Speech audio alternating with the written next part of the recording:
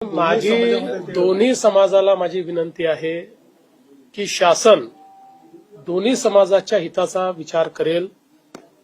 कुठल्याही समाजाला दुसऱ्या समाजासमोर आणण्याचा शासनाचा हेतू नाही. त्यामुळे कोणावर अन्याय करून कोणाला देण्याचा प्रश्न नाहीये. दोघांचे प्रश्न आम्ही सोडवणार आहोत. त्यामुळे ओबीसी समाजानेही हे लक्षात ठेवावं की कुठेही त्यांच्यावर अन्याय आम्ही होऊ देणार नाही. आणि मराठा समाजाने हे लक्षात घ्यावं की आम्हीच सोडवल्यात सगळे प्रश्न, दुसरे कोणी सोडवले सांगावं कोणी सोडवलेले आहेत. मराठा समाजाचे प्रश्न आमच्या सरकारशिवाय म्हणजे मी मुख्यमंत्री असताना, शिंदेजी मुख्यमंत्री असताना तेव्हाच सुटल्यात. बाकी कधी सुटले प्रश्न आणि आम्हीच सोडवणार आहोत. ही आंदोलनं शमलेली आहेत. महाराष्ट्रातच मराठा आंदोलन नेमकं का उद्भवलं? मुळामध्ये ही जी सगळी आंदोलनं होती त्या लोकांना हे लक्षात आलं की ईडब्ल्यूएस आल्यानंतर त्यांचा प्रश्न बऱ्यापैकी त्या ठिकाणी सुटलेला आहे.